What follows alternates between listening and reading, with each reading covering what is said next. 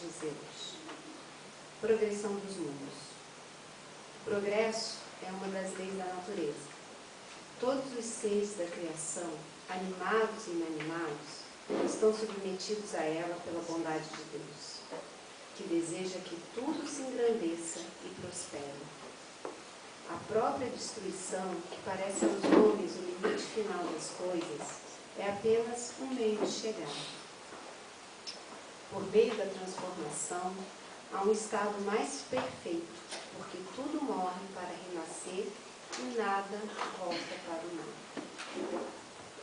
Hoje à noite recebemos a nossa amiga Jancine, que com certeza vai trazer as belas palavras.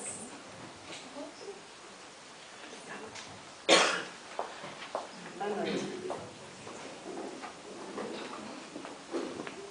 Boa noite a todos. Boa noite. Eu sei que não era o meu nome ali hoje, mas eu troquei. Teria um compromisso na semana que vem e estou me lembrando de pedir para a Kika adiantar então a minha quarta-feira, para não ficar uma quarta-feira sem ver vocês. Bom, nas últimas vezes que eu estive aqui, né, a ideia era dar uma mexida, assim, foi meio polêmico assim, o negócio. Hoje vai ser mais suave, viu que coisa boa, tipo. Mas a ideia é a gente continuar num processo de reflexão. 2018 é um ano de grandes mudanças, né, que o nosso cosmos todo está atravessando, e a gente tem que se preparar para a mudança. Da mesma forma que na nossa casa, da mesma forma que na nossa casa, né, quando nós vamos fazer uma mudança ou uma reforma, a gente se prepara, a gente começa a selecionar, né, encaixotar aquilo que fica, passar para frente aquilo que não fica. A gente tem que fazer isso conosco mesmos. É importante que quando a gente fala que é um ano de grandes mudanças, espiritualmente falando, politicamente falando, né, é um ano bem rico assim, né? A gente tem que ter esse preparo. A grande diferença de quando a gente vai se mudar de endereço ou fazer uma reforma e que a gente se prepara, como eu fiz a analogia, é que nessa preparação que eu exemplifiquei, existe um tempo delimitado. Né? Então a gente vai lá, pega uma semana, um mês, 2 meses, às vezes deixa para cima da hora. E quando a gente fala do ano de 2018, significa que a gente vai estar se preparando para ele, por mais contraditório que possa ser, até o último dia. A preparação ela é constante, ela começa quando a gente levanta ali, quando a gente acorda de manhã, e já lembrar aquilo que a gente tem que fazer para que aquela semana, para que aquele dia aconteça dentro daquilo que a gente está se propondo. E uma das coisas que me chama muita atenção, e eu trouxe hoje para falar um pouquinho, na última vez que eu estive aqui, eu falei um pouquinho da questão da empatia, né, dentro do cristianismo, e aí para quem assistiu a palestra sabe que veio muita polêmica junto com os exemplos que eu trouxe, mas a ideia é essa, a gente sair da zona de conforto, sim. E aí eu fiquei pensando, falei, puxa, mas eu já sei então o que eu quero falar quando eu for de novo, que é um outro exercício tão importante quanto o da empatia e da instrução, porque, como eu disse, não tem empatia sem instrução, sem eu saber antes o que eu vou falar, o que eu vou fazer para o outro, que é o exercício do perdão. E aí eu fui buscar alguns autores, né, além dos nossos livros, das nossas obras básicas, é claro, o Evangelho, o Livro dos Espíritos, eu fui buscar alguns autores aqui que me embasassem um pouquinho para tentar nortear essa questão do perdão. Eu não consigo ver a fala do perdão separadamente da fala do auto-perdão. Eu não consigo imaginar esse exercício, eu sempre costumo usar essa expressão, que a gente exercita aquilo que a gente quer ser. Né? Eu quero ser uma pessoa paciente, eu tenho que exercitar a paciência, não é? Eu ficar lá postando coisinhas bonitas, zen, namastê, e aí de repente a primeira pessoa que fala comigo eu já dou com 18 pés, como diria a minha avó. Então eu tenho que exercitar o que eu quero ser. Né? Eu quero ser uma pessoa mais saudável, eu já começo agora. Eu vou controlar o tanto de água, de salada, enfim, né? Teremos 1000 exemplos. Então é um exercício. E eu penso que quando a gente fala de nós mesmos espiritualmente, também é um exercício. E esse exercício é constante. Sendo assim, animadora, diríamos que é o exercício todo o período que nós estamos aqui encarnados, mas vocês sabem que não, que o exercício é muito mais longo que isso, porque a gente volta e volta e volta, né? Para repetir alguns treinos que a gente tem que fazer. E eu não vejo o exercício da paciência sendo possível de ser feito separadamente, do perdão, sendo feito separadamente do auto-perdão. Porque a gente tem que partir de uma premissa básica, que é: eu não posso oferecer ao outro o que eu não tenho. Né? Se eu não tenho amor por mim, eu não tenho como oferecer amor ao outro. Eu vou oferecer outra forma de sentimento, muitas vezes, infelizmente, uma doença na minha cabeça. Então, quando eu falo de perdão, é a mesma coisa. Se eu falo em perdoar, eu tenho que também pensar até que ponto eu me perdoo, eu me aceito, né? Eu me enxergo, eu me vejo como um ser em construção. Joana de Ângeles, num dos trechos, eu peguei dos encontros que o Divaldo fez há 4 anos em cima das obras da Joana, e ele traz uma citação muito bonita que diz assim: o ser real é constituído de corpo, mente e espírito. Dessa forma, uma abordagem psicológica, para ser verdadeiramente eficaz, deve ter uma visão holística do ser, tratando do seu corpo físico e também nosso perispírito, não vamos esquecer, de sua mente, que é quando a gente fala do consciente, do inconsciente, do subconsciente, vou lembrar um pouquinho depois, e de seu espírito imortal, que traz consigo uma bagagem de experiências anteriores e presente existência está caminhando para a perfeição divina. Então, aqui eu já vou parar um pouco, tá? Às vezes a gente usa umas expressões assim. Eu vou falar gente porque nós estamos no mesmo barco, né? A gente chega, por exemplo, no trabalho, e aí para a gente não demonstrar uma fraqueza que a gente possa estar tendo, que a gente possa estar sentindo, ou não importa o motivo, a gente fala assim: mas é que aqui dentro eu sou profissional. A minha vida pessoal está lá fora. Quero conhecer este ninja. Não. Nós somos um ser integral. Então, a gente não separa. A gente aprende a lidar com as situações. É a mesma coisa que eu dizer assim para vocês, tá? Eu trabalho há 17 anos numa instituição católica. Seria como eu entrasse aqui e dissesse para vocês: ah, você me viu lá, eu não sabia, Fran e tal, nanana. Não, mas é que lá dentro eu não sou espírita. Existe essa possibilidade? Não. Então, eu como espírita, como cristã, eu tenho que ser as 24 horas do meu dia, todos os dias do meu ano, todos os momentos da minha existência. Nós somos integrais. Portanto, nós temos que nos preocupar com o nosso emocional, com a nossa consciência, com o nosso lembrarmos como espírito imortal e também com o nosso físico.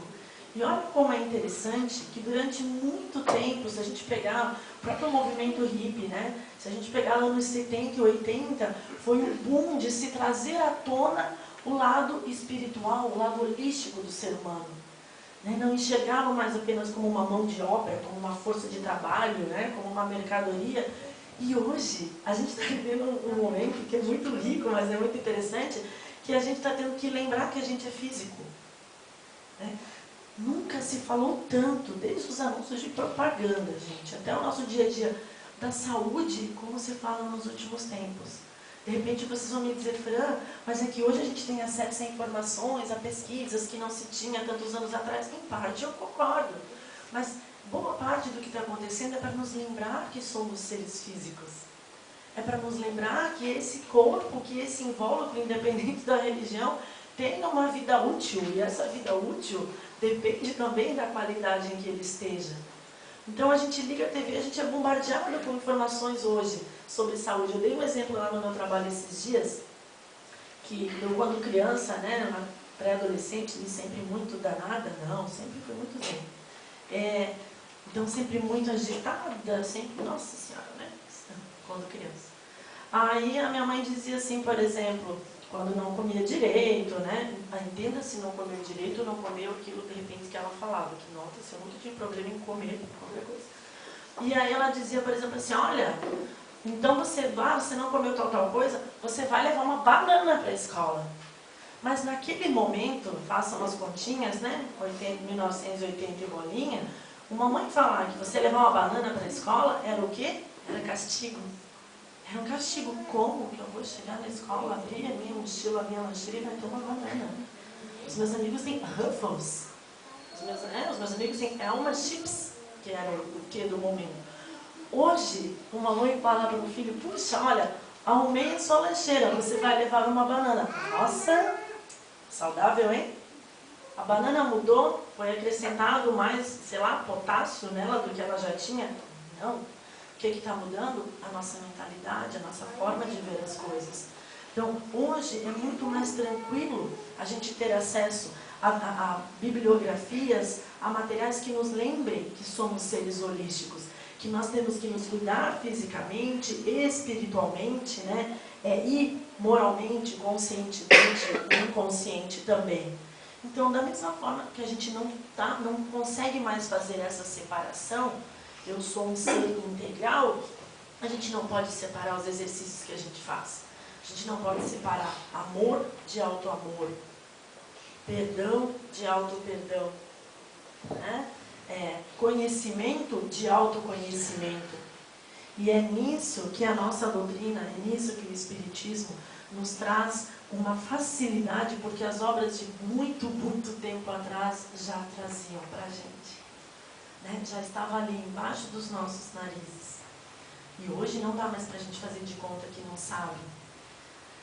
Eu estou falando dessa questão do físico, porque quando a gente busca, né, para falar da questão do perdão, a primeira coisa que a gente encontra, as reações do nosso corpo físico, que a culpa nos traz. Como a culpa mexe, inclusive, com o nosso corpo físico, né? Como ela nos pesa, como ela nos desgasta. Eu não coloquei aqui, eu li alguma coisa para uma outra palestra no Hospital das Clínicas de São Paulo, de umas experiências que eles fizeram com pacientes, assim, interessantíssimas. E uma delas que me chamou muita atenção era essa questão da culpa e do estresse, que todo o que foi medido lá, com exames, enfim, com as esteiras e tudo mais, todos os sintomas que tinha o paciente, por exemplo, que teve um dia agitado, que trabalhou muito, que não se alimentou bem, que tomou pouca água e tudo mais, apresentavam-se também naquele que fez toda essa parte saudável, legal, mas que era uma pessoa que não estava bem consigo, que carregava culpa, que carregava dor. Então, olha a medicina trazendo para a gente o nosso papel, né? Da gente regular o nosso corpo. Então, quando a gente fala de culpa, a gente encontra, por exemplo, adjetivos como ficar neurótico, né? Ou seja, mexer em toda a nossa parte neurológica, mexer no nosso funcionamento. O cérebro, ele é um ambiente riquíssimo para se estudar. E aí a gente tem que começar a aproveitar o lado bom disso. A gente tem que começar a pegar esse conhecimento do nosso corpo físico e aplicar na prática. Então, vamos começar a falar então do perdão em si, né? Nós sabemos que todo mundo comete erro. Todo mundo. Né? Nós não temos exceções. Seja de maior gravidade, de menor gravidade. Tem um ditado que diz que todo mundo vai te ferir um dia. Né? Então, nós somos passíveis de errar também. Vamos nos colocar o tempo todo nesse exercício aqui. Nós somos passíveis de errar também. Portanto, se eu estou dizendo que todos cometem erro, que todos erram, que todos podem ferir, que todos podem magoar, inclusive a mim, ao mesmo tempo, todos são merecedores do perdão. Pelo simples fato, agora eu vou entrar na questão do holística, de nós como espíritas temos total consciência que nós estamos aqui para nos depurarmos, para nos melhorarmos. Portanto, nós estamos aqui em construção. Vou juntar. Se espiritualmente eu sei que eu sou um ser que está a Francine agora, mas que já veio em outras caminhadas, que voltará em outras, porque está se construindo, portanto tenho o direito de errar, fisicamente eu tenho que cuidar deste meu corpo para que esses meus erros não se transformem em enfermidades, não se transformem em rancor, em mágoa, em culpa. Eu tenho que começar a exercitar o perdão comigo e com o outro. E perdoar, cientificamente falando agora, não é esquecer. Né? Perdoar não é esquecer. Esse cérebro que eu falei que é riquíssimo, que a gente tem, ele tem várias, né, partezinhas ali dentro do nosso sistema nervoso central, e uma delas, inclusive, é a da memória, que mesmo quando doenças neurológicas atingem, já temos comprovações que fica no nosso inconsciente e no nosso subconsciente. Então a gente não vai esquecer. Eu dizer para minha amiga que eu a perdoei por uma situação, não quer dizer que a partir dali eu vou olhar para ela e não vou lembrar mais daquela situação. Mas significa sim que eu vou me trabalhar agora, mentalmente, espiritualmente, para entender que essa minha incapacidade física de perdoar vai ser superada pela minha capacidade emocional de saber lidar com aquilo ali. Porque se eu vou perdoá-la, eu não vou esquecer, mas eu vou aprender a lidar para que cada vez que eu a encontro, aquela lembrança do que ela fez para mim não me faça voltar à raiva, não me faça voltar à mágoa, não me faça voltar à tristeza daquele momento.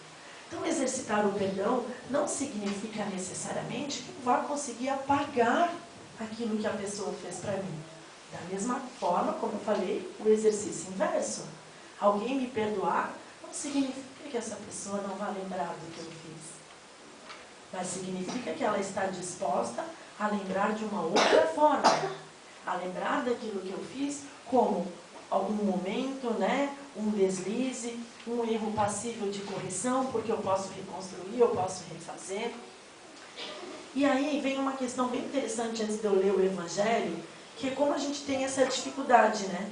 De perceber como nós somos imperfeitos, e aí por nós não nos percebermos imperfeitos, a gente não percebe o outro. Volta aquilo que eu falei no começo da minha fala. Ninguém dá ao outro o que não tem. Se eu não me vejo, não me reconheço como um ser imperfeito, se eu não me reconheço como um ser em construção, eu não vou ver o outro como um ser imperfeito em construção. Então, qualquer coisa que ele venha a fazer que possa ferir aquilo que eu coloquei na minha cabeça que é o certo, que é o melhor, que é o bonito, que é o fofo, que sei lá o que, eu não vou, muitas vezes, conseguir aceitar. E aí, vou ligar um pouquinho com o que eu falei da outra palestra, falta empatia. Falta o exercício de olhar para o outro e tentar compreender também as suas razões. Coloquei uma expressão aqui, eu falei que não é polêmica, eu coloquei uma expressão aqui que eu queria falar, que também a gente tem que cuidar para parar de minimizar o que o outro sente. Ou seja, não foi erro de digitação. Porque hoje, além da gente minimizar, da gente deixar pequeno o que o outro sente, a gente minimiza. Ficou bonito agora. A gente falar que a dor do outro é mimimi. Tudo que o outro fala é mimimi. Já virou febre, né? Essa expressão, essa gíria, sei lá o que é essa coisa. Veio para separar cada vez mais a gente. Então, tudo é mimimi. Aí, de repente, alguém vem e te coloca uma situação que ela viveu, que a feriu, que a machucou, que ela está tentando trabalhar com aquilo. Ai, que mimimi. Isso é mimimi. E o mimimi, geralmente, ele vem, agora não sou professora de português, né? Mas ele vem, geralmente, já com uma outra frase junto no mimimi. Vocês vão perceber que quando alguém usa o mimimi, já vem junto uma frase histórica que diz assim, né? Isso é mimimi porque no meu tempo não acontecia, não era, a gente não ficava assim, a gente não sei o quê. Eu, particularmente, na minha família, quando eles começam com a história porque no meu tempo, a gente sofria, né? A gente sofria, a gente trabalhava, a criança trabalhava, porque hoje está tudo da criança para quê? No meu tempo, a criança trabalhava, eu estou aqui inteiro. Eu falei, perturbado, precisa de uma psicóloga urgente por não ter tido a sua infância. Por isso que eu estou assim, desse jeito, né? Falo assim, estão rindo, espero que a pessoa imagine corações, unicórnios, coisas fofas, mas essa sou eu falando. E aí sempre vem, o tal do mimimi vem com essa expressão em seguida, porque no meu tempo, ou uma pior. Porque se fosse comigo, cara, não é contigo, que bom que não é contigo. Então, ao menos ouça o outro, né? Quando o outro fizer para você, busque então perdoar, entender que ele teve as suas causas. E aí a gente vai exercitando, ao invés do perdão e da empatia, a gente exercita o julgamento. E aí é uma coisa lógica. Nem todo julgamento termina com perdão, né? Nem todo julgamento termina com esse final bonito aí dessa história. Muitas vezes ele termina com separações, com quebra de amizade, com famílias aí se odiando internamente. Aí quando eu disse que a gente não tem a desculpa de dizer, puxa, mas é hoje em dia que fica se falando sobre isso. Eu escuto muito isso no meu dia a dia. Ah, mas é que no meu tempo não falava de racismo assim. Mas será que é assim? Ah, porque feminismo, porque a mulher... Ai, mas isso aí... Ai, por que usar essa palavra? Feminicídio. Meu Deus, mas por que, né, gente? O que tem? Homens também morrem, mas vamos estudar um pouquinho antes da gente falar, né? Qual é a diferença, né, do homicídio e do feminicídio, né? Do preconceito racial e do respeito. Então, quando a gente começa a colocar o outro sempre em detrimento da nossa ideia, a gente vai começando a gerar as situações que eu gostaria de falar agora, que são as situações de desconforto. E aí, quando a gente tem uma situação de desconforto, seja de um lado só, seja de dois lados, vem as desavenças, vem a falta de cuidado com o que fala, com o que responde, vem o que a gente chama na língua portuguesa de reagir, né? Reação. O que é uma reação? É eu agir rapidamente em proporção ao que o outro me fez. Isso é uma reação. Não é agir proativamente, né? E aí a gente começa a ter, então, esses nossos problemas de relacionamentos tão comuns que a gente tem hoje. Hoje nós somos muito mais saudáveis do que algumas décadas atrás, nós temos muito mais acesso a informações, a medicamentos, a alimentos de melhor qualidade, as informações sobre o alimento. Hoje nós temos, né, essa possibilidade da busca, né, da liberdade religiosa, que durante muito tempo não teve. Não teve. Basta a gente estudar um pouquinho da história, gente, que não teve, né, essa liberdade religiosa. Como é que funcionava se a gente pegar... Vamos pegar um exemplo ali, anos 50. Esses dias alguém falou assim, mas não te assusta essa liberdade? Tanta gente se intitulando ateu. Eu falei, a liberdade nunca vai me assustar. Quantas pessoas morreram sem dizer que elas se acreditavam ateus? E eu não estou aqui para julgar. Mas por quê? No meu tempo não tinha. Tinha, mas não falava. Porque a gente está falando de vilarejo, de um primeiro processo de urbanização. Ai, meu Deus, eu sou de geografia falando agora. E aí, o que acontecia? Se o cara falasse que ele era ateu, ou que ele era de uma religião diferente daquela comunidade onde ele vivia, vamos pegar o próprio espírita, né? Que ele estava lendo sobre um tal de Kardec, né? O que acontecia? O pessoal já não ia comprar lá na merceariazinha dele, o tiozinho da farmácia, né, já não ia vender o remedinho para ele. Era assim que nós tínhamos, né, antes do nosso período urbano, a nossa sociedade era organizada, inclusive economicamente, de uma forma diferente. Então a pessoa não falava. Porque no tempo dos meus avós e bisavós, os casamentos duravam eternamente, apanhando em silêncio. Não estou dizendo aqui que todos os avós e bisavós de vocês faziam isso, por favor. Né? Mas eram muitos dessa forma, apanhando em silêncio, sofrendo em silêncio, sendo desrespeitado em silêncio. Mesmo motivo. Né? Vamos pegar 50 anos atrás, vamos tentar dar uma voltinha, né? Vamos dar um up, ao contrário aqui no tempo, que seja uma mulher desquitada há 40, 50 anos atrás.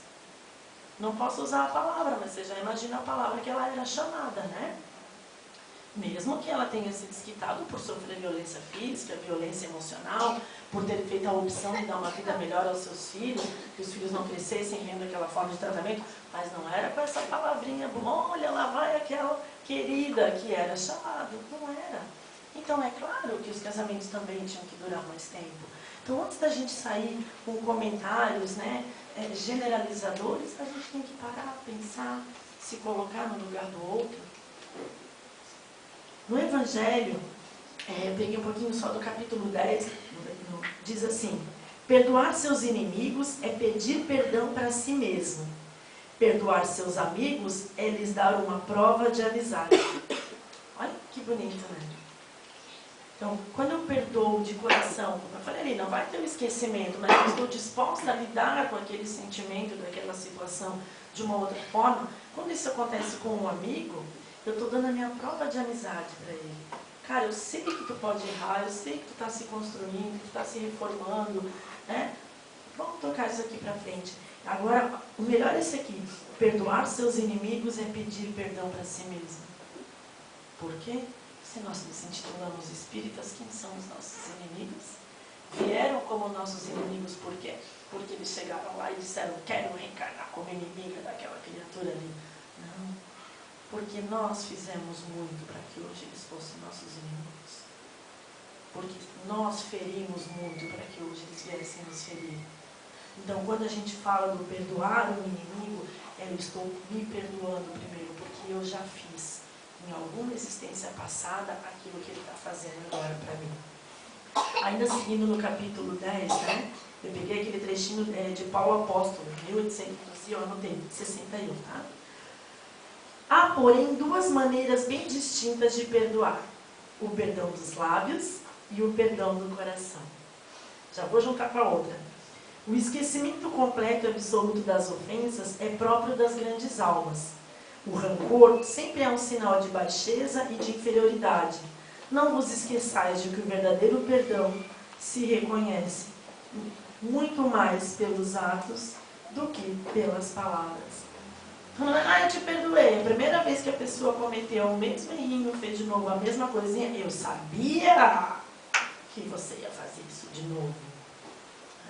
Ou olha só, enfim, não preciso ilustrar que vocês estão cansados de saber. Então, quando a gente fala de exercitar o perdão, é saber. E eu acho bonito quando Paulo coloca aqui, o esquecimento completo e absoluto das ofensas é próprio das grandes almas. Ele está falando metaforicamente. Até porque, estou lendo algo de 1861, hoje a gente sabe que o nosso cérebro não esquece, está ali armazenadinho. Mesmo quando temos aí, tantas enfermidades, tantas doenças, já ficou provado que algumas informações permanecem ali. Uma outra coisa importante, assim, é que quando a gente fala nisso, da gente não conseguir perdoar o outro e a nós mesmos, a gente tem que lembrar de uma coisinha bem importante. Quando eu não perdoo é porque eu ainda tenho mágoa, ou rancor, ou raiva, ou desejo de vingança, ou tudo isso junto e misturado. Aí olha a gravidade do negócio. Aí além de eu não perdoar aquela pessoa, além de eu estar guardando esse monte de lixo sentimental dentro de mim que uma hora vai feder, além de tudo isso, vamos voltar para o nosso ladinho espírita, eu vou lembrar que a minha sintonia vai estar em cima desse lixinho aqui. E aí, além de eu não perdoar aquela criatura, eu começo a atrair para mim pessoas com essa mesma vibe, como diriam meus alunos, com essa mesma energia de mágoa, de rancor, de raiva, de desejo de vingança, porque nós somos sintonia, nós somos energia. Então, percebe a gravidade? São dois probleminhas que a gente já juntou.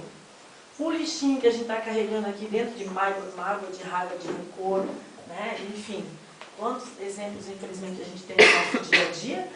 Isso já é um problema que já vai estourar, porque o meu corpo físico vai reagir, eu ficar guardando tudo isso ali dentro.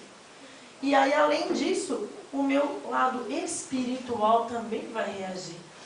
Essa é a tua energia, peraí que eu tenho um amiguinho pra você. Você é uma pessoa que está sempre mal, bad, o mundo não presta, os céus a vida. Peraí que eu tenho um amiguinho que pensa assim também para andar com você. E daqui a pouco o buraco fica fundo nesse negócio. Porque aí, além daquilo que eu não solucionei internamente, eu já estou num grupo.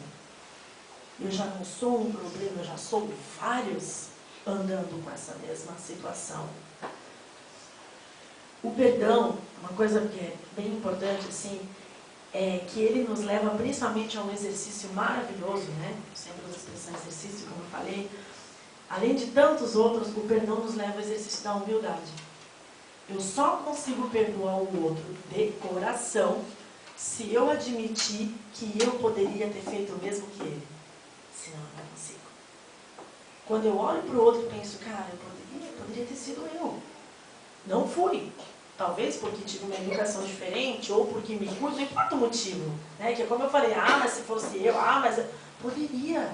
Pelo único fato que nós temos o mesmo endereço, planeta Terra. E todos que estamos aqui, viemos porque ainda estamos em processo de construção. Senão a gente não tinha encarnado aqui. A gente sabe que a Terra é uma dessas etapas de evolução. Então, quando eu perdoo, ainda, além de todo esse amor, eu estou exercitando a minha humildade, porque eu lá no fundinho do meu coração, eu tenho que admitir que poderia ter sido eu ali, sim. Quando o outro me perdoa, ele está demonstrando a humildade. De que ele também sabe, então, que poderia ter sido ele que fez para mim. E esse exercício, ele não necessariamente é bilateral. Tem gente que fala, mas eu perdoei tantas vezes, fulano, e aí eu só fiz uma vez e ele já não. Cada um com a sua, o seu corpo, o seu ser integral, cada um com a sua consciência, cada um com a sua evolução espiritual e cada um com o seu corpinho físico. Cada um carrega a malinha que quer, o fardo que quer. Quando a gente fala de perdão, ele traz tranquilidade, né? Aí quando eu disse que você exercita a humildade, você para pensar que podia ter sido você, e você exercita o amor para pensar, puxa, mas se essa pessoa fez isso para mim, quanto mais grave, né, for, ela não está bem. Ai, nossa, que clichêzinho, que novelinha das 6, capaz, o cara, sei lá, me assaltou, eu vou pensar que ele não está bem. Eu vou pensar, por quê? Porque eu vou lembrar que em algum momento, seja nessa encarnação ou em outra, ela vai sentir toda essa tristeza, esse arrependimento do que ela fez, porque se eu acredito que nós somos centelhas divinas, essa pessoa também nasceu para ser bom. A gente nasceu para ser bom, a gente nasceu para ser feliz. Só que a gente nasceu com a livre escolha de querer ou não. Ninguém é 100% bom e ninguém é 100% ruim. Depende do que a gente está alimentando ali dentro também. E é isso que vai dar o nosso equilíbrio. Uma coisa importante quando eu falo da questão do perdão também, sabe? Não sei se eu vou saber me expressar, mas uma coisa que eu vejo assim, tá? Vou dar uma experiência própria, assim, é que a impressão que eu tenho que quando eu não perdoo, se eu usar... estou tentando uma expressão boa aqui, mas não vai. Eu falei da humildade, eu acredito que a gente está em construção, até aí beleza. Mas, se eu percebo que essa pessoa que está fazendo essas coisas aí ruins para mim, apesar de eu acreditar que poderia ter sido eu sei que ela está numa caminhadinha diferente da minha, entende? Ela vai estar, né? Num momentinho diferente de existência que o meu. E eu, particularmente agora, Francines, né, na obra em si, quando eu não consigo perdoar, ou quando eu permito que aquela maldade me cause um sofrimento maior, eu vou usar uma expressão que a menininha ali que está dormindo usaria. Tá? Vou usar uma expressão de criança. O outro ganhou. Essa é a impressão que eu tenho. Que quando eu não consigo perdoar, que quando eu permito que aquilo que o outro fez a mim me fira tão profundamente ao ponto de eu não conseguir me resgatar como cristã, me resgatar como ser holístico, parece que ele conseguiu. Então eu volte umas casinhas nesse jogo, ao invés de eu abrir os braços e dizer, vem pra cá. Por isso, esse sentimento que eu estou tentando explicar, que é o meu, por isso vocês vão entender também a palavra remorso. Remorso. Certa vez eu li um provérbiozinho, essas coisinhas clichêzinhas que dizia assim: os mortos recebem mais flores do que os vivos, porque o remorso ainda é maior do que o amor e a amizade. Né? Então, já pararam para pensar? A minha avó já fala assim, todo mundo morre vira assim, que todo mundo está lá, só lembra das coisas boas, né? Por que a gente não lembrou enquanto estava aqui? E isso é uma coisa que sempre mexeu também muito. Quando eu falo de perdão, me vem muito isso. Gente, vamos falar só fisicamente. Esquece que nós somos espíritas, tá? Ou nós somos ateus, ou agnósticos, ou somos extremamente da matéria. Não somos espíritas. Mesmo assim, a gente acredita que as pessoas morrem? Sim, né? Porque acreditar que existe uma vida depois entra no nosso lado religioso. Agora, saber, né? A aulinha de ciências lá, que nasce, cresce, desenvolve, se reproduz ou não, paga boleto e morre, todo mundo sabe. Então, mesmo que nós não tenhamos esse nosso lado holístico, religioso, sendo trabalhado e exercitado por nós, mesmo que nós fôssemos extremamente materialistas, nós sabemos que nós morremos.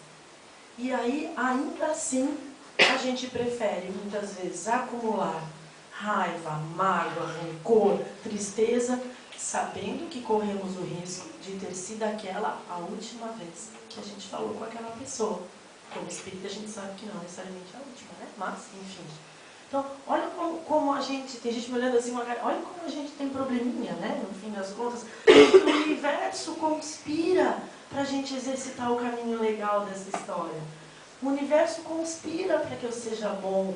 O universo conspira para que eu perdoe. O universo conspira para que eu também me perdoe. Mas ainda assim, muitas vezes eu sigo a via mais difícil. Pois eu sei que talvez depois eu não veja aquela criatura, ela partiu e quem ficou com remorso fui eu. pois eu sei que aquela criaturinha está em construção, como eu também estou em construção, então poderia sim ter sido eu que fiz aquilo ali. Então são tantas situações e ainda assim parece que a gente às vezes escolhe o mais difícil. Por quê? Porque nós vamos muitas vezes seguindo padrões que a nossa sociedade foi criando. Que se você não responder à altura, você é boca mole, vou usar umas expressões aí do dia a dia, né? Você é boca mole, você é banana, você é não sei o quê. E aí a gente vai entrando na onda, como diriam as crianças, a gente vai entrando na onda. Mas qual onda que a gente quer surfar, afinal de contas? A gente quer a onda de um processo evolutivo, de um processo de aprendizagem, de um processo de depuração, né, de sublimação, tomara, ou a gente quer a onda de, não, mas pô, a galera está indo por ali, eu vou por ali também, né? Nossa, pensa, ela vai ver aqui o jeito que o cara falou comigo, ela vai ver o que é, que muda, ela vai pensar o que eu sou uma boca moca, né? E aí a gente vai lá e deposita aquele lixo que estava guardado já de outras situações em cima daquela pessoa. Sendo que o Evangelho, as obras, vou ler mais um pedacinho, deixa tão claro para a gente. Tão claro que para ter amor, que para ter paz, a gente tem que exercitar. Eu uso uma expressão no meu dia a dia o tempo todo, nos últimos anos, que eu digo assim, que a gente vai ficando mais velhinho, né? Eu sou mais idosa agora, eu tenho 40. A gente vai ficando mais velhinho, a gente vai aprendendo, assim. Não é que a gente cansa. Uma amiga minha falou assim, é que a gente cansa. A gente cansa de brigar. Eu falei, não, eu já prefiro acreditar de outra forma. Eu acho que a gente aprende. Que existem situações na nossa vida que é muito melhor a gente ter paz do que ter razão. Muito. As redes sociais estão aí para mostrar as pessoas se matando, brigando, se xingando. Vou usar esse exemplo, desculpa. Principalmente em ano político, as pessoas se degradando. Amigos, viagem a Brasília. Quem não conhece Brasília, viagem. Eles estão todos juntos no final dessa história. Se eles não estiverem juntos agora, eles estarão juntos daqui 2 anos, ou daqui 4. E as pessoas brigando, deixando de falar com a família, que é o primeiro exercício de perdão que o Criador coloca, né? A primeira prática, as pecinhas do jogo do perdão, já começa na família que a gente reencarna. Se a Fran não quiser exercitar o perdão lá fora, pera que ela vai começar aqui dentro já, ó, mais ou menos assim, no nosso processo reencarnatório. E aí as pessoas brigando, deixando de falar com familiares, né? Deixando de fazer amizades e tal. Pra quê? Antes que alguém me cobre e diga, Fran, mas esses dias tu postou um negócio sobre isso? Eu postei o seguinte, vou falar. Opinião política é uma coisa, preconceito, homofobia, desrespeito, não ter amor ao próximo é outra. Vou misturar as coisas. Eu vou te respeitar, mesmo que tu me diga que na tua visão política aqui não é para ter calçada, aqui é para ter areia. Eu vou tentar te explicar a importância da calçada, você vai me explicar a importância da areia. E vamos ficar aqui até uma das duas resolver se vai ter calçada ou areia, ou até o dia a gente perceber que no meio da calçada dá para ter uma areia e está tudo bem.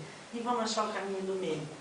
Agora, se você usar o teu conhecimento, o teu poder, para me subestimar qualquer pessoa por causa da sua crença, da sua raça, da sua sexualidade, do seu próprio sexo, aí não. Aí a gente vai ter dificuldade, porque daí esse exercício do amor fica muito complicado. Muito complicado. E o exercício do perdão começa, agora eu vou entrar numa coisa, no auto-perdão, quando eu percebo que eu também tenho que me perdoar por, às vezes, não desistir de uma luta, mas dar uma trégua, dar uma pausa. Quando eu falei o exemplo dos casamentos, é porque eu andei fazendo uma pesquisa sobre isso há um tempo atrás, e me chamou a atenção os depoimentos, assim. Muitas pessoas, não sei se aqui tem pessoas divorciadas, usavam uma expressão que, nossa, e que diziam assim, eu tive a sensação que eu fracassei. Puxa, para mim foi difícil, para mim foi complicado, porque eu achava que eu fracassei. Então, olha como a gente é, né? Daí a gente não se perdoa porque a gente está acreditando num outro caminho. Quantas vezes a pessoa está infeliz a vida inteira no trabalho e ela não troca de trabalho porque ela não acredita que ela seja digna de trocar, ou como que o outro vai reagir, daí ela não vou me perdoar se o fulano sentir tal coisa. Mas você pode fazer de uma forma que ele compreenda a sua atitude. No Evangelho, ainda no capítulo 10, no item 4, diz assim, ó: com que direito reclamaria o perdão das próprias faltas, se não perdoa dos outros? Jesus nos ensina que a misericórdia não deve ter limites, como dissemos, né, naquela passagem anterior. E o auto-perdão é reconhecer que erramos e aí criar oportunidades, não tem no Evangelho, desculpa, e criar oportunidades para desenvolver a misericórdia para conosco e olharmos para frente para termos um referencial como Jesus. Gente, olha que coisa mais linda.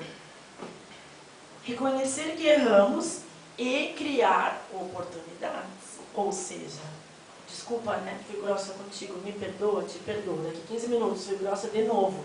Ou desculpa, me perdoa, daqui 30 minutos fui grossa de novo. Não. Eu vou reconhecer que eu errei, mas eu tenho que criar oportunidades para que eu consiga desenvolver a misericórdia em mim, que o outro desenvolva a misericórdia, para a gente olhar para frente. Em que sentido esse olhar para frente? Fazendo diferente. Não é, padre, me perdoa, eu pequei, né? Me perdoa, eu roubei ali o dinheirinho do meu vizinho. Já me avisa aqui que eu rezo que amanhã eu vou roubar de novo, que agora já sei onde fica. Não, né? Então, quando a gente fala de perdoar, entra a questão da consciência. E eu achei uma expressão muito legal. Meu, gente, eu não anotei o nome do homem. Não sei, depois eu volto lá no nosso grupo, que eu peguei tantos autores. Eu achei uma expressão muito legal que diz assim: podemos enganar o mundo, ludibriar o nosso semelhante, esconder-nos por trás das aparências, mas jamais conseguiremos enganar, ludibriar ou nos esconder da nossa consciência. É no nosso subconsciente que estão inseridos todos os acontecimentos passados e os do futuro que ainda vamos viver. Aí olha isso, foi essa parte que eu amei, tá? É o nosso cordão umbilical ligando-nos ao Criador. É também através dele que acessamos a suprema inteligência que atua no universo cósmico, de onde podemos subtrair valiosos conhecimentos de forma intuitiva. Traduzindo, quando a gente acha que, gente, eu venho com o negócio para disfarçar, pego o microfone e fico. Quando a gente acha assim, né, eu senti que eu devia fazer de tal forma, que é o que a gente vai às vezes chamar de intuição, a gente muitas vezes é a nossa consciência mesmo, não que a gente não tenha, né, os nossos irmãos desencarnados ali, os nossos mentores, nossos protetores, mas muitas vezes nem são eles, somos nós mesmos. Lá na nossa consciência que a gente já armazenou, que a gente tinha que fazer diferente, e aí quando a gente vai fazer de novo aquele errinho, aquela coisinha, vem uma cimentinha que já fiz antes. Ele lembra como você ficou quando você fez isso da outra vez.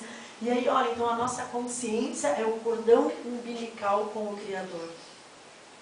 O cordão umbilical. Cordão esse que a gente não tem que cortar. Né? Diferente de quando a gente nasce no nosso corpo físico. Eu tenho que manter essa conexão. Isso eu já lembrei de marcar. O Casargian, Robin Casargian, tem um livro chamado O Perdão e o Auto-Perdão. E aí ele fala umas coisas muito legais, eu fiz um resuminho assim, ó, que a gente tem que iniciar a prática do perdão por etapas. Eu gostei porque, como eu uso muito a palavra exercício, eu acho que isso aqui fica muito legal. Do mais exterior para o mais próximo. Então a gente pode estabelecer ali um planinho de ação nesse negócio, né? Eu começo perdoando o desconhecido na rua, que passa, que esbarra, que continua andando, não preciso virar, xingar, mandar ele para outro lugar, né? Aquele que cortou a frente no trânsito, não preciso, né, falar aquele monte de coisas para ele porque ele cortou a frente, né? Ou desejar que ele bata o carro na outra esquina, porque naquele momento ele cortou a frente, coisas que a gente vê no nosso dia a dia. Então ele coloca assim, primeiro a gente vai exercitar então com o cara que está desconhecido ali na nossa vida. Depois a gente vai apertando esse círculo. A gente vai tentar o exercício do perdão para um amigo que não está nos dando a atenção que a gente acha que tem que ter, para o chefe que gritou com a gente, o filho que desobedeceu, enfim. Até que a gente vai conseguir chegar naquelas situações que realmente causam alguma dor profunda. E que muitas vezes vão ser situações causadas por nós mesmos. Aí a gente consegue chegar no auto-perdão, de verdade. Né? Então, são exercícios. Tem gente que fala, né, às vezes, eu não aceitei porque foi uma traição de um amigo, se fosse de um estranho, amor, dicionário, se fosse de estranho nem era traição, não tinha nada combinado com você, né? Então, justamente foi traição porque você considerou traição porque era alguém próximo, alguém do seu dia a dia, alguém que você depositou confiança, porém, depositou expectativa e a gente não tem que depositar expectativa. As nossas maiores dores vêm das expectativas que nós criamos. Né? Eu achei que você ia fazer tal coisa. Meu anjo, você perguntou se ele queria fazer tal coisa, se ele ia fazer tal coisa, se ele tinha algum interesse de fazer, mesmo você falando. Então não acho que o outro ia fazer. Não pense que ele deveria ter falado, ter feito. Lembrando o exemplo que eu falei dos divórcios, uma vez eu falei para uma amiga, assim, né? Aí, que é coisa amiga, né, gente? Não sei vocês, né? Mas a gente casa, daí o negócio não é muito fácil, assim, né? Porque você tem outro ser, muitas vezes galáxias totalmente diferentes, né? De outros mundos ali. E a gente vai aprendendo no exercício tudo isso aqui, né? Do verdadeiro amor, do verdadeiro perdão. E daí a mulher tem aquele negócio, às vezes dá uma desabafadinha, e é muito bom. Homens não digam para as mulheres não irem dar uma voltinha com as amigas desabafar. É muito legal, né? Porque daí a gente volta vendo que todo mundo passa por isso. Né? O meu marido, eu brinco com ele, às vezes as esposas são muito ciumentas, assim, não julgando. Ah, mas você não se importa? Eu falei, eu adoro. Porque daí vai chegar lá no futebol, não sei no que, começa a reclamar de mim, vai ver que tem coisa tão pior, né? Deixa ir lá para ter um grauzinho de comparação nessa história, um parâmetro. E aí uma vez nessas de conversa com uma amiga, né, estava passando um processo de separação e tal, ela, pelas tantas, ela disse assim para mim, porque olha, foram 15 anos acontecendo tal situação. Eu falei, oi? Mas vocês estão casados há 15 anos? Sim, e nesses 15 anos, mas então tu já casou sabendo que ele já fazia isso? Você acha justo, minha amiga, que você depositou, né, numa outra pessoa toda uma expectativa? Você sequer falou para a pessoa, olha, eu penso que a gente pode casar, mas eu gostaria que você fizesse tal e tal coisa. É tão melhor quando tem comunicação. Você me deu a chance dele te dizer, mas eu não vou fazer. E daí ficava na tua mão decidir aquele negócio ali. Né? Daí ela me olhou e ela, ai, Fran, não esperava que tu falasse pra mim. Eu falei, melhor eu, né? A gente tá aqui, os dois, conversando, como eu gostaria que tu falasse pra mim, eu só quero... mas agora tu separa da mesa. Eu falei, então, não, vamos fazer de novo uma nova experiência. Como assim? A pessoa separou, porque o meu marido fica saindo jogar futebol, ele começou a fazer isso agora, e você reclamou, não, ele faz há 18 anos isso. E daí tu quer que a outra criatura entenda que agora você não tolera mais, você tolerou por 18 anos? Comunicação. A gente tem que se comunicar com o outro, a gente tem que falar para o outro o que nos machuca. Porque a gente às vezes fica esperando, eu dei esse exemplo para falar que a gente fica esperando que o outro peça perdão e ele não pede, sabe por quê? Não é porque ele é ruim, porque ele é mau, porque ele nem entendeu que aquilo que ele fez era uma coisa que precisava pedir perdão. Talvez ele tenha feito aquilo na sua vivência, na sua episteme toda ali, para ele aquilo seria algo tão natural que em nenhum momento ele achou que teria que pedir perdão. E aí? Olha, eu fiquei olhando para ela para dar um exemplo, para ilustrar aqui para vocês. E se ela ficou chateada? Aí ela sai aqui, né, de repente brava, olha, a Fran deu uma palestra lá, ficou me usando para dar exemplo e não foi capaz de me pedir desculpa. Gente, vai levar 15 encarnações, eu não vou me trocar, porque eu acho que eu estou só ilustrando. Ela tem que dizer para mim, então, Fran, eu fiquei chateada. Não me coloca no meio da tua palestra para dar um exemplo. Eu não gosto. Então, me perdoa, eu não faço mais. E aí, além dela me dar a oportunidade de eu pedir perdão, eu vou pensar, nossa, outras pessoas podem não gostar. Não vou mais ficar olhando no olho quando eu falo exemplo que a pessoa pode achar que é para ela. Então, ela está me dando o perdão, além dele trazer essa reunificação entre nós, ele nos traz tanta aprendizagem, ele nos traz novos exercícios, novas hipóteses. Então, muitas vezes a pessoa não te pediu perdão, não necessariamente porque ela não queira o teu perdão, mas ela nem percebeu. Principalmente quando a pessoa do sexo masculino. Elas muitas vezes não percebem que aquilo ali... Brincadeira, não, muitas vezes, né, é assim. Então, e aí a gente não pode ser igual crianças, a gente tem que ter uma constância no nosso exercício. A criança está ali correndo, brincando, vamos brincar que ganha quem chegar primeiro naquela cozinha. Daí a Fran, mais gordinha, parou na metade. Não vale encostar no banco, a gente não tinha combinado, né? Mas a criança o que já faz? Então tá, então eu perdi. Não fica ali, não, você não combinou previamente. Mas a gente não é mais criança, a gente tem que comunicar. A gente tem que comunicar o que nos fere, o que nos machuca. Até porque se de repente aquilo que nos fere e machuca for algo que está muito estranho para muita gente, a gente também vai se avaliar. Nossa, mas só eu que fico chateada com essas coisas. Então deixa eu pensar por que isso está me incomodando. Já até me socorre, por que tal coisa sempre me dá esse sentimento ruim? Muitas vezes, né, a gente está trazendo, ó, de longe, longe, longe, aquilo ali. E aí, como eu estava dizendo, né, a questão de estar em sociedade. Então, quando a gente não perdoa e não pede perdão, a gente tem uma tendência a se isolar. O isolamento a minha amiga psicóloga não tem aqui, não estão aqui para me ajudar, mas penso que isolamento já é um dos primeiros sintomas, né? De que a gente não está sabendo lidar nem com o perdão, nem com o auto-perdão, nem com as expectativas. E o isolamento vai trazendo outras coisas, porque daí se eu me isolo demais, eu passo a achar que eu não preciso também ter cuidado comigo. E aí a gente começa também a não cuidar da saúde, a não cuidar da aparência, daqui a pouco a gente já não tem mais interesse, daqui a pouco a gente já acha que não precisa arrumar uma mesa bonitinha porque não tem visita, daqui a pouco a gente acha que não precisa nem arrumar mesa, daqui a pouco a gente acha que não precisa nem fazer comida, porque não tem visita. Né? E aí, de repente, a gente chega num quadro que para e não sabe onde que a história começou. E ela pode ter começado justamente nessa dificuldade, nessa limitação de pedir perdão e de se perdoar também. Né? Além de perdoar o outro, se perdoar. Antes de eu encerrar, eu trouxe um trechinho aqui do livro Psicoterapia à Luz do Evangelho de Jesus, a Lírio de Cerqueira Filho. Antes de eu encerrar, eu gostaria de só reforçar uma coisa que eu falei ali no começo, né, na mensagem da Joana de Ângeles. Nós somos um ser holístico, nós somos um ser integral. Nós não separamos as nossas partes. Eu não venho um ser espiritual para a casa espírita e o meu físico está lá fora. Eu não vou para o meu trabalho fisicamente, mas a minha espiritualidade ficou lá fora, né? Então, a gente tem que começar a lembrar disso o tempo todo. A gente também não pode usar, deturpar o que o Evangelho nos traz, o que os livros nos trazem a nosso favor. Ah, mas isso aqui é só corpo, isso é só matéria. Sim, isso não me dá o direito de achar que eu não preciso ser sarada igual, nem como a Bíblia diz, nem o nome de mulher sarada que já é para não. Juliana. Né? Então, claro, eu posso dizer, não, mas é só físico, mas não justifica eu também, daqui a pouco, eu não cuidar desse meu invólucro físico. Não me alimentar bem, não ter asseio, não ter cuidado. Né? Então, a gente tem que lembrar que nós somos seres integrais numa caminhada que também é integral.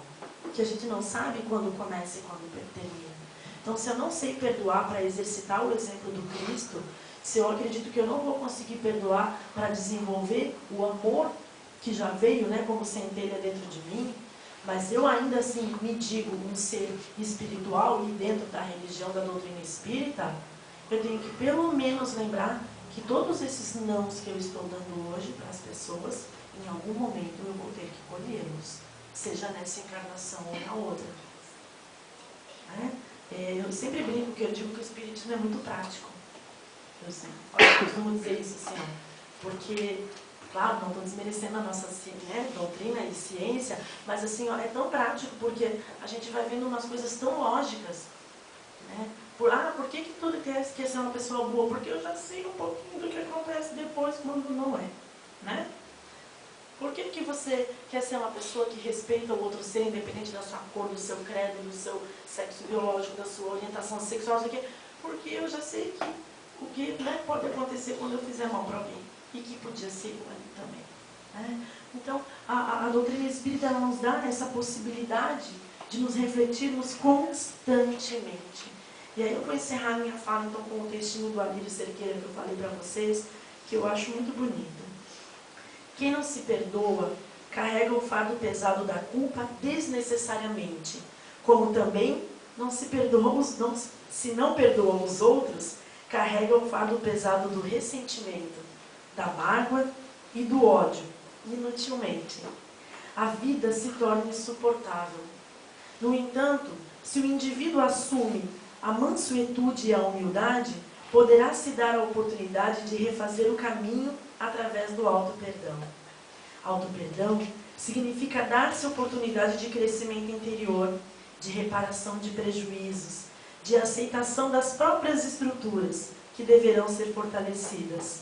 Graças a essa compreensão, torna-se mais fácil o perdão aos outros, sem discussão dos fatores que geraram o atrito, né, com o ouvido do incidente. Somente cultivando o auto-amor é que iremos evoluir, e não odiando a nós mesmos no processo de culpa. Quem se auto-ama se enche de felicidade.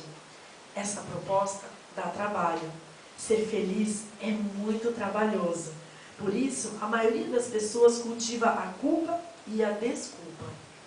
Mas, cedo ou tarde, todos despertaremos para esse mecanismo produtivo de autorrenovação, buscando o cultivo do amor e da felicidade, auxiliar o universo de crescer. E aí eu encerro com uma fala que eu já fiz aqui algumas vezes. Não falei que a gente é um ser holístico? Eu dei esse exemplo numa outra palestra. Até o nosso corpo físico, né, bem preparadinho para a gente. Olha as articulações, para que eu possa abraçar, né, para que eu possa acolher. Ó, o joelhinho, aquela coisa feia no meio da perna da gente, para que eu possa levantar quando eu caio. Tanto levantar com a mão de outro, como levantar sozinho quando necessário. Até o nosso invólucro físico vem com todas as condições para a gente se melhorar. Portanto, nós não temos desculpa. Boa noite.